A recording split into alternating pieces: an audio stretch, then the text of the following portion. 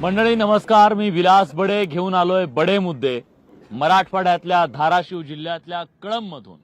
आणि मी आता उभा आहे तो म्हणजे मराठवाड्यातल्या 2 जिल्ह्याच्या सीमेवरती आणि मांजरा नदीच्या पुलावरती। आमच्या खालून आता पुलाच्या मांजरा नदी वाहतीये।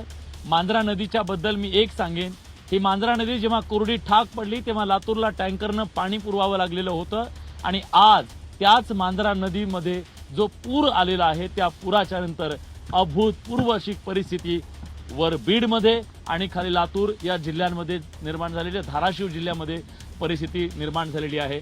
या सगळ्याबद्दल आपण बोलणार आहोत। धाराशिवमधली परिस्थिती काय, शेतकऱ्याची अवस्था काय, वेदना काय। कारण जेव्हा शेताच्या बांधावरती न्यूज 18 लोकमत पोहोचलंय तेव्हापासून इथं फक्त वेदना दिसतेय। अश्रूंचा महापूर आहे डोळ्यांमध्ये आणि नदीमध्ये वेगळा पूर। तर अशा प्रकारची प्रचंड अस्वस्थता आहे। आता नेत्यांनी आपले बंगले सोडून बांध गाठायला सुरुवात केलेली आहे, कारण शेतकरी संकटात असताना त्याला आधार देण्यासाठी सगळ्यांनी बांधावर जा असं मुख्यमंत्र्यांना सांगावं लागलेलं आहे। आज बांधावरती आपण आलेलो आहोत। या बांधावरच्या शेतकऱ्याचं म्हणणं काय आहे, त्याची वेदना काय आहे, त्याच्या डोळ्यात पाणी का आहे, हे सगळं आपल्याला समजून घ्यायचंय बडे मुद्देच्या माध्यमातून। आम्ही सुद्धा सगळ्यात पहिल्यांदा स्टुडिओ सोडला आणि सांगितलं या महाराष्ट्रातल्या शेतकऱ्यांवर जे अभूतपूर्व ओल्या दुष्काळाचं संकट आलंय त्या संकटात आम्ही उभे राहणार त्यांच्या सोबत।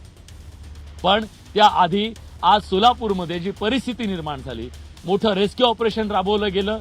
आज तिथं अनेकांचे जीव वाचवण्यात यश आलं, पण शेतकऱ्यांचं खूप काही उद्ध्वस्त झालं।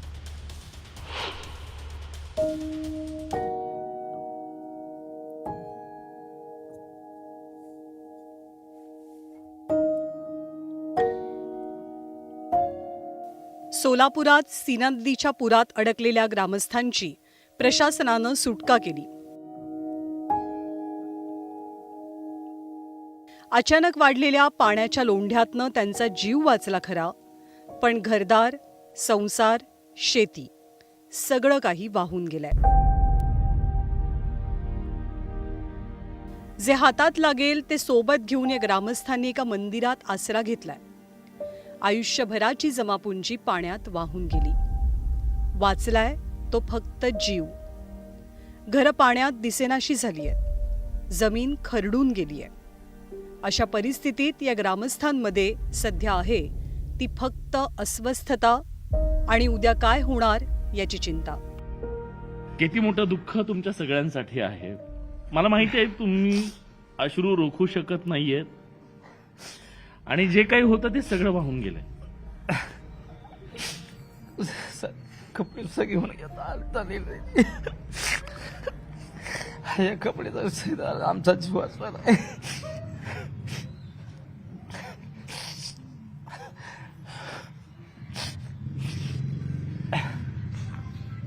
हुंदके दाटून आले सगळ्यांचे। बोलण्यासारखं काय आहे, म्हणजे काय म्हणून बोलावं, काय म्हणून सांगावं।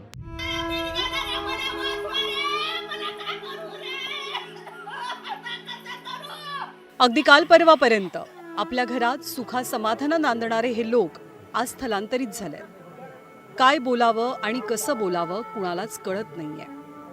प्रत्येकाचा कंठ दाटलाय आणि डोळ्यातलं पाणी थांबता थांबत नाहीये। ताई, मी तुमचं घर जाऊन बघून आलो। बोटीनं आम्ही आतमध्ये गेलो, सगळं पाण्याखाली गेलं।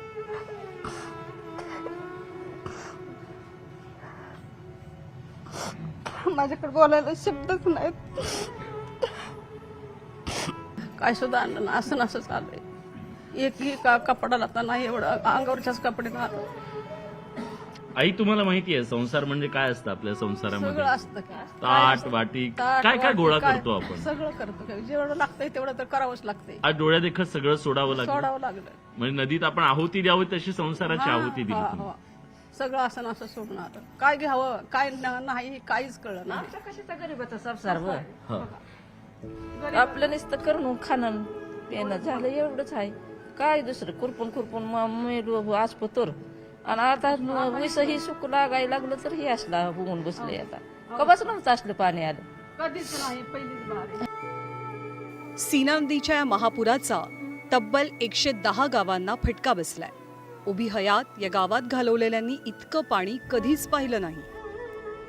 गावात इतकं पाणी भरलं की ग्रामस्थांच्याच डोळ्यातनं अश्रूंची नदी वाहू लागली. जगाचा पोशिंदा म्हणवला जाणाऱ्या शेतकऱ्याला आज एका बिस्किटच्या पुड्यासाठीही प्रतीक्षा करावी लागते. जातील लाईटचे, हेही दिवस जातील. आमचं काय करायचं आहे? घरात पाणी शिरलंय, अंगाला पांघरून नाही, कसं करावं? तुम्ही दोघंच आहात घरात? घर पाक गेलं पाण्यात. एवढं गटरं घेऊन आलो राहते तेवढं. सकाळ म्हातारा काय करावं बाबा? हे आजोबा आणि आजी दोघं आहेत. कशी हे दोघंच आहेत घरात. आता गरज नाहीये. घरदार सुटलं, पिकाची नासाडी झाली, पण जनावरांचं काय? पाण्याचा लोंढा इतका प्रचंड होता की पोटच्या पोराप्रमाणे जपलेली जनावरं तशीच पाण्यात सोडून स्वतःचा जीव वाचवावा लागला. आणि यात जनावरांच्या आठवणीनं या ग्रामस्थांचे डोळे भरून येतात. ताई, तुमचंही घर पाण्याखाली हा, गेलं? पाण्याखाली गेले. आमच्या चित्राबावर तर परपंच आहे, ते आमचे शेरड पण पाण्यात गेले. शिरडे पाण्याखाली गेले. किती शिरड होते तुमची? 10-15 होते, लहान मोठी. लहान मोठे 10-15 शिरड होते. मग ते तुम्हाला कळलं नाही की सोडून द्यावी लागली? काय झालं? पाणी शिरलं लगे की जीव वाचवायचा का चित्रा वाचवायची? हा, बरं. मग तुम्ही त्यांना वाचवू शकला नाही? नाही, एवढं गबाळ घेऊन नसतं आला. वैरण घेऊन आलो. अशी वैरण जनावराला टाकतच होतो. तेवढ्यात अचानक एवढं पाणी आलं की भयानक पाणी आलं. मग आता जनावरे सोडसोड केली. सोडून घरातलं आवरायचं का जनावरांचं बघायचं? जनावरं दिली सोडून अशीच, आणि स्वतःच्या हातानं सोडून दिली. आणि हाय अशाच कपड्याशी निघून आपलं जीव वाचवून बाहेर पळालो. नदीला जीवन वाहिनी म्हणतात, पण अतिवृष्टीनं ही जीवन वाहिनी सीना नदीकाठच्या शेतकऱ्यांसाठी काळ ठरली आहे.